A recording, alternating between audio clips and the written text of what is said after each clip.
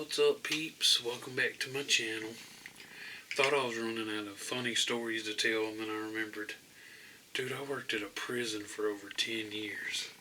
So I've got more stories, let me tell you.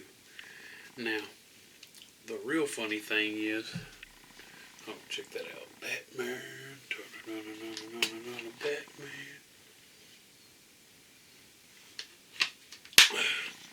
Real funny thing is, when you start working at the prison, you start in class. And when you're in class, you've barely been to units. So you don't really know what it's like in there. So in your mind, the prison is like this just giant entity of bad. Like you don't think it's, people, individuals.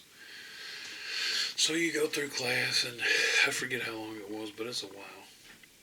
And they just put you on a unit. And you're either a floor officer, which means you're on the floor with inmates, or you're a bubble officer, which means you're in this glassed enclosure, and you hit buttons and open doors. And so they put me on G unit, and G and K is like the worst units. So I get there and I'm like, holy shit. There's like, I think it was 64 inmates in each pod, because I was in G2. G1 is GA and GB, those are the pods. And then I was over on G2 with GC and GD. And I believe each pod held 64 inmates. So it's 128 inmates. That's 128 separate criminals. So it was like, oh crap. This is not what I was expecting. So I stayed in the bubble for a long time. Like, I didn't get out except to count, and they're locked down when you count. And I had this officer that she didn't mind being on the floor. She hated the bubble, so it kind of worked out. But even the inmates were like, dude, when are you going to get out of the bubble? Come hang with us. Because, they get bored and stuff. They want to chat with new folks. But I was like, no, I'm not getting out of the bubble. And the inmates, they would clown. And sometimes you couldn't help but laugh when they were clowning on you. Like, I'm a big dude. This inmate in GC, so if I turned to my left, I could see their pod. He found two pictures in a newspaper. One was a salad and one was people running. And he slammed the newspapers on the window and goes, you need to eat this and do this. And I just died laughing. I'm like, I can't even be mad at the dude. That's pretty funny. So eventually, them coming out because you'd have a hallway that led in, like it was called a sally port, that led into the actual hallway of the building, and they'd come in the sally port in between the pods and talk to me from time to time. So I got to know some of them, and finally I got out, and then it was no big thing. It's just another day at work, but there was always something crazy going on. They would play cards for like ramen noodles or toothpaste, Snickers, anything. So one day they're playing cards and I walk by and I'm just messing with them. I'm like, what are y'all playing for today? Ramen noodles, toothpaste? This one dude looks at him and goes, we playing for your butt cheeks. And I go, well, if that's playing for your butt cheeks, everybody's a winner. And it shut him down. He couldn't say nothing else. The whole table was laughing. He's like, damn.